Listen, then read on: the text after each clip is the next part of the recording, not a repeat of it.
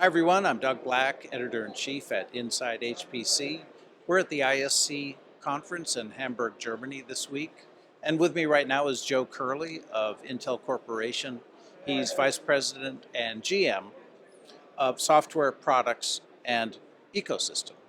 So Joe, I understand you're here in large part to talk about Intel support for multi-architecture computing and open software development.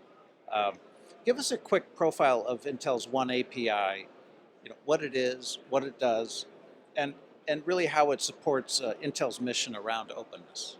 What API really is actually kind of a simple idea. It is a standard programming model that allows developers, software developers, framework developers, to get the value of whatever kind of accelerator they want to from one source code.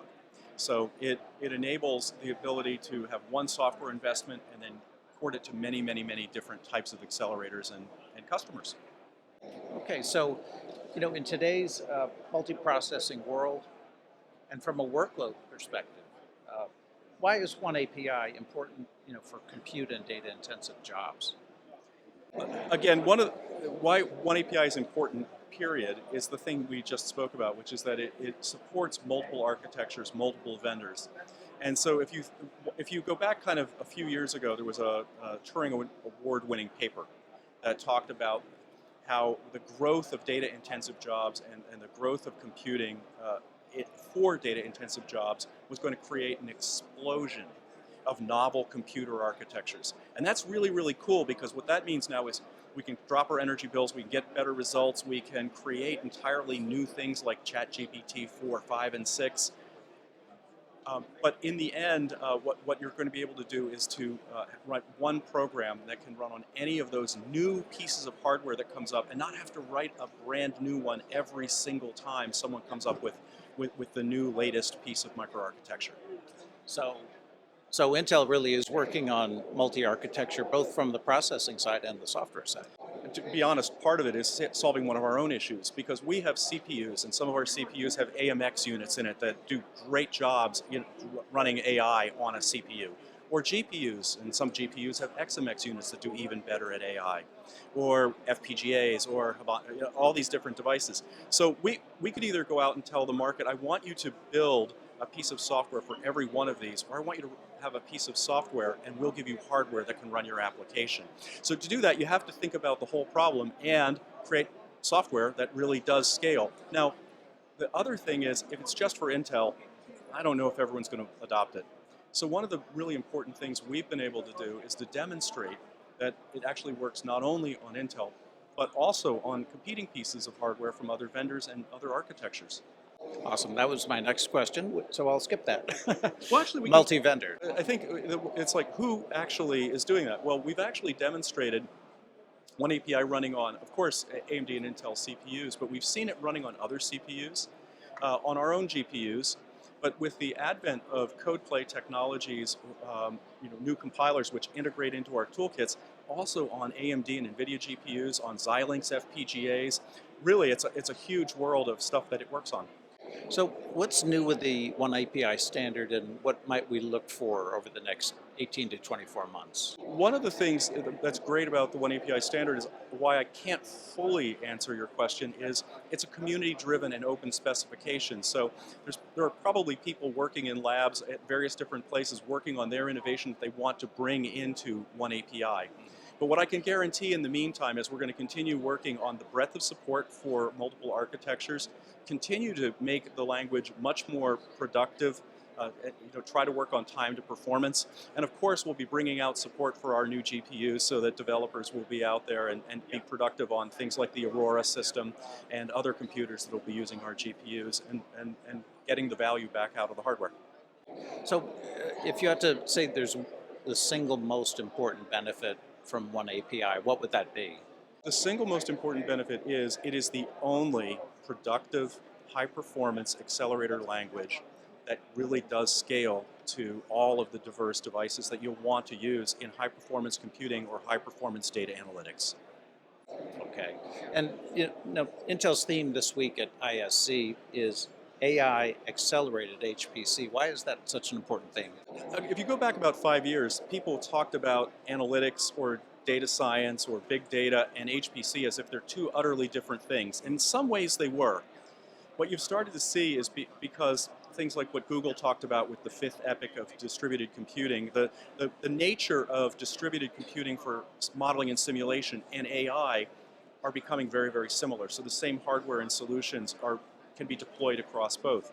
But more important, one of the things that Matsuoka Sensei said last night is we actually can see the idea of AI augmenting the high performance simulation. So not only do you, if you're doing a seismic simulation to try to find rare minerals, you can run that simulation and then have a person look at the results, or you could actually have AI looking at the intermediate results and then helping make the simulation run cheaper, more energy efficiently, and get a better answer faster. So it unlocks an entire new world of the way we do high performance computing. Now this is going to be a long answer because I'm going to hit a second major point of why this is so important. There are some problems that are either you don't have a mathematical formula to simulate that you want to understand. Things like a few years ago, Lawrence Berkeley National Labs was able to calculate a cosmological constant for dark matter and dark energy when we don't really understand dark matter and dark energy, but you can infer it from galactic data. Kind of that's cool. The second thing is something like climate simulation, which is so expensive to compute. You can take days and days and days to get an accurate answer, or you can infer it using AI in a fraction of the time and get an answer that is very similar.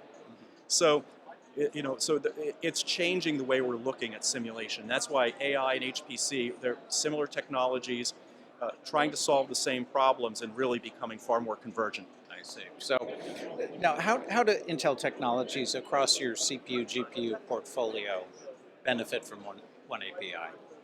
Well, I think one of the main things is if we have to come out and say, I want you, I want you to write one code for my CPU. I want you to write another for my GPU. I want you for another one for my FPGA and another one for my AI accelerator. I'm seeing a problem here. Yeah, it is, and because actually it's the most expensive thing for a lab or a developer is writing the software and then deploying it and maintaining it. So if I can find a way to solve all of that, it would really rock. And we've already shown this on 3 of the 4 major pillars: our FPGAs, our CPUs, and our GPUs. And last night Jeff showed that we're actually going to have a convergence between our breathtaking Habana stuff that's running right here behind us and our GPU technologies. Again, potentially all under the same programming model. So what you've got is you can save cost, you can save time to money. You don't have to have specialized programmers because, dirty little secret, oneAPI's language, SYCL, it's just modern C++ with some accelerator semantics. So it's very productive for a C++ programmer to learn, and you can deploy it now and in the future. You also mentioned earlier, and I think we can hit the question of openness and how openness comes into here. The way the question was asked was, how does it help Intel's mission for openness? I think the really important thing is, how does it help the industry that we are open? Because one of the things about this is, with all of this developed in the open, you have control over your stack, you have control over your software, you have control over your future. And so we're just doing the right thing for developers by making it open, providing choice, and to do so in a way that they can trust. And what's been the market uptake? Well, one thing, how long has oneAPI been around? I think 3-4 years, I want to say. And what's been the market uptake? oneAPI was announced, I guess, in 2019, and our first products came out about a year later. And then we've gone through 2 successive years of updates to the products. And the market uptake has been great in that our toolkits are, we've really grown our distribution of our developer tools into the marketplace.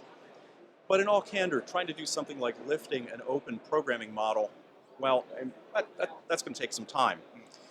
We've had tremendous pickup from third-party hardware vendors, from HPC labs, from people well outside HPC and AI who have the problem of knowing that they want to do in their embedded system, they want to put in accelerators, but they might have to have that last 30 years, and they don't know that whether the hardware company they're buying it from is going to be the same company in 30 years. So they're all coming back to us and saying, we're solving a real problem and embracing us and joining the community and really helping to advance the standard. So it's going quite swimmingly right now. All right, great stuff. Thanks so much for your time. We've been with Joe Curley of Intel. Thanks again. Thank you.